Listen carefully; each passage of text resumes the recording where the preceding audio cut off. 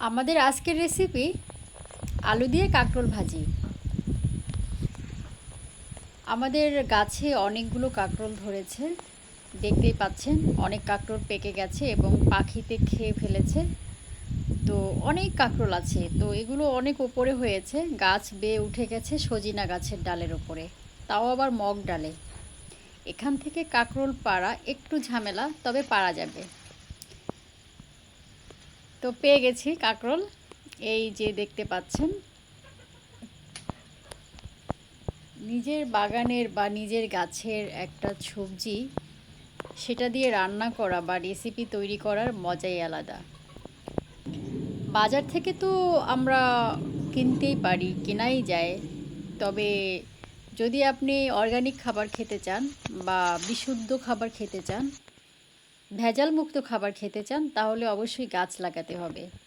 তো যাদের এক টুকরো জমি আছে বা জায়গা আছে, তারা কিন্তু আমার মতন এভাবে গাছ লাগিয়ে এবং সেই গাছের ফুল ফল উপভোগ করতে পারেন। এবং এই দিক থেকে দুটোই সুবিধা হয়।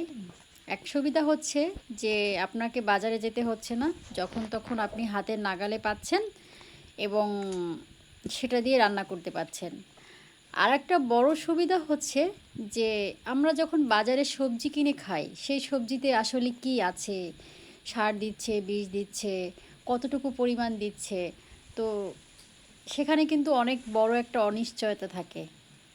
যখন আপনি আপনার যতটুকু জায়গা আছে, বারান্দা হতে পারে, ছাদ হতে পারে, যে কোনো জায়গায় আপনি সবজি যখন চাষ করবেন, তখন কিন্তু আপনি জানবেন যে ওই খাবারটা আপনার জন্য কতটা গ্রহণযোগ্য। তো সেক্ষেত্রে আপনাদের যদি অল্প একটু জায়গাও থাকে বা বারান্দা থাকে বা ছাদ থাকে, আপনারা কিন্তু ছাদ বাগান করতে পারেন। বা বাড়ির আঙিনায় অল্প একটু জায়গা থাকলে কিন্তু অনেক রকম গাছ লাগানোই সম্ভব। তো আসলে চেষ্টা করে দেখতে পারেন। যারা যারা আমার এই ভিডিওটা দেখছেন, একটু ভেবে দেখবেন ব্যাপারটা। হয়ে গেল আমাদের কাঁকরোল সংরক্ষণ, নিয়ে চলে এসেছি। দেখতেই পাচ্ছেন অনেকগুলো কাঁকরোল, দেখতে কি দারুণ লাগছে, তাই না? তো আমি এখন রেসিপিতে চলে যাব। প্রথমে কাঁকরোলগুলো আমি পানি দিয়ে ধুয়ে নিব। কিছু কিছু সবজি যেগুলো আছে কষ ছাড়া, যে সবজিগুলো যেগুলো খেতে তিতা স্বাদ না লাগে, সেই সবজিগুলো অবশ্যই আগে ধুয়ে ফেললে সবজিতে কিন্তু ভিটামিনটা থেকে যায়। আর আমরা যদি সবজি কোটার পরে, কুচি কুচি করার পরে সবজিটা ধুয়ে ফেলি, তাহলে কিন্তু সেই পানির সাথে পুষ্টি গুণ যেটা আছে সবজি, সেটা কিন্তু চলে যায়। তো সব সময় আসলে আমাদের চেষ্টা করা উচিত আগে সবজিটা ধুয়ে তারপরে হচ্ছে কোটা। তাহলে যেটা হবে যে সবজির পুষ্টিগুণটা থেকে যাবে এবং সেটা কিন্তু আমাদের স্বাস্থ্যের জন্য উপকারী। তো আমি প্রথমে কাঁকরোলগুলো ধুয়ে নিচ্ছি। কাঁকরোলগুলো ভালো করে ধুয়ে পরিষ্কার করে নিচ্ছি। যদিও বা মগ ডালে ছিল, তারপরেও আসলে ধুতেই তো হবে, আর নিচেও পড়েছে। তো হয়ে গেছে আমার কাঁকরোল ধোয়া।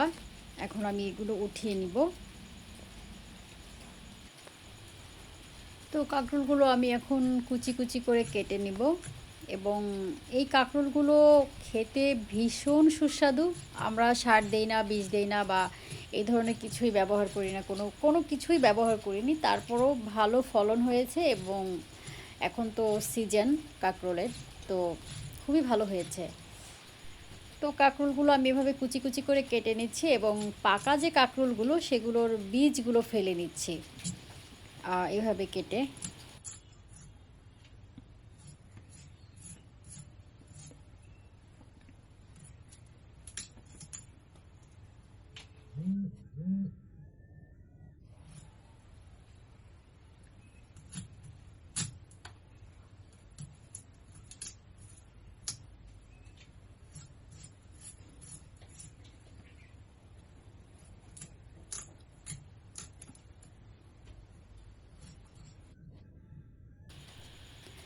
কাঁকরোলগুলো কুচি হয়ে গেছে, এখন আমি এগুলো এক সাইডে রেখে দিচ্ছি। এখন নিয়ে নিলাম একটি আলু, এবং কাঁকরোলের সাথে আলু মিশালে খুবই ভালো লাগে, খেতে দারুণ লাগে।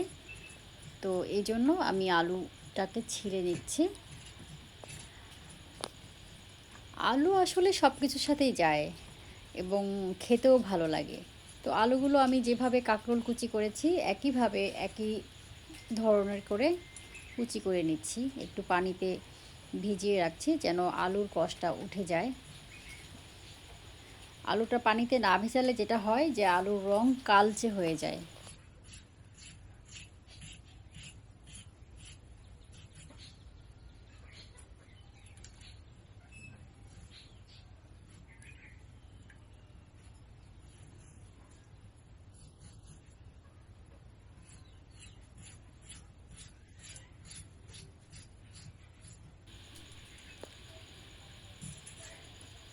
কাঁকরোল ও আলু ভাজি করতে আমাদের তেমন কোনো মশলা লাগবে না।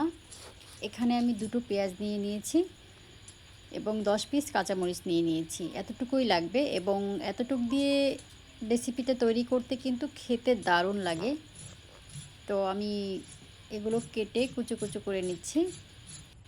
সব কিছু গুছিয়ে নিয়ে এখন রান্নায় চলে যাব। চলে আসলাম, কড়াইতে আমি তেল দিয়ে নিয়েছি পরিমাণ মতন। তেল আসলে আমরা কিন্তু অনেকে অনেক বেশি খাই এবং এই তেলটা কিন্তু স্বাস্থ্যের জন্য খুবই খারাপ। তো অবশ্যই আপনারা চেষ্টা করবেন অল্প তেলে রান্না করার জন্য। তো এখানে আমি কাঁচামরিচ ও পেঁয়াজ কড়াইতে দিয়ে নিয়েছি এবং ভেজে নিচ্ছি। আমরা এই সবজিটা রান্না করব একটু ঢেকে ঢেকে এবং তেলের পরিমাণটা কিন্তু আমি অত বেশি দেইনি, একদম ঝোল টাইপের তেল হবে না, এই তেলটা পরিমাণে একটু কমই দিয়েছি। তো এখন দিয়ে নিচ্ছি কাঁকরোলগুলো, এখন দিয়ে নিব আলুগুলো।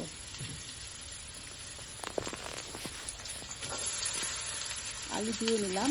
এখন এখানে আমি লবণ দিচ্ছি স্বাদ মতন।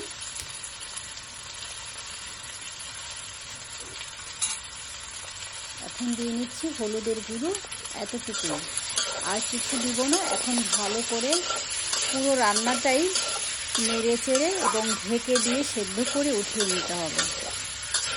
এবং এই রান্নাটা কিন্তু খুব সহজেই হয়ে যায়, সময়ও কম লাগে, ঝামেলাও কম।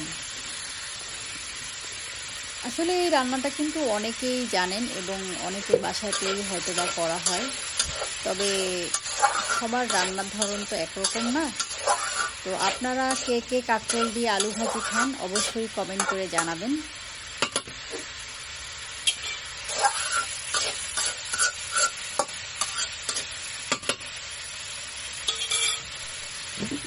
ভাজিটা আমি খুব ভালো করে কষিয়ে নিয়েছি। এখন ঢাকনা দিয়ে ঢেকে দিব এবং চুলোর জালটা একটু কমিয়ে তারপরে আস্তে আস্তে করে ভেজে উঠাবো। আমি হয়তো বা এখানে পানি দিতে পারতাম বা তেলটা একটু বেশি দিলে কিন্তু এত কিছু হয় না, তবে আমি চেষ্টাই করছি যেন অল্প তেলে কীভাবে রান্না করা যায়। এবং আমার বাসায় যেহেতু আমার আব্বু আম্মু দুজনই বয়স্ক বৃদ্ধ, তো এই বয়সে হার্টের সমস্যা, কিডনি সমস্যা, অনেক রকম সমস্যা সাধারণত হয়ে থাকে। তো অবশ্যই তেল অল্প খাওয়া স্বাস্থ্যের জন্য খুব ভালো। তো আপনারাও চেষ্টা করবেন অল্প তেলে কিভাবে রান্না করা যায় সেই পদ্ধতিটা ব্যবহার করার। কারণ হচ্ছে যত তেল কম খাবেন তত আপনার হার্ট সুস্থ থাকবে।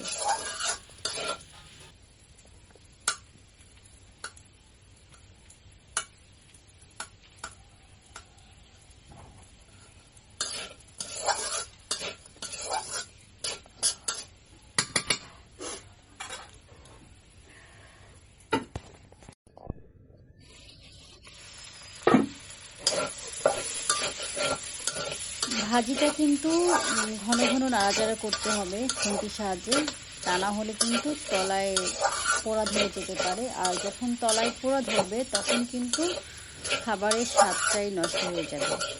তো অবশ্যই ঘন ঘন নাড়তে হবে এবং চুলার জালটা একটু হালকা, তুলনামূলকভাবে কম দিতে হবে।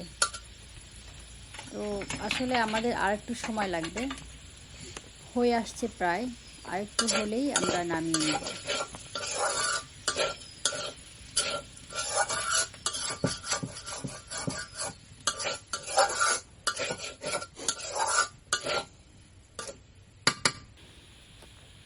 এখন ঢাকনা দিয়ে ঢেকে দিলাম এবং আর একটু সেদ্ধ হওয়ার বাকি আছে, তো জালটাও আমি অনেকাংশে কমিয়ে দিয়েছি।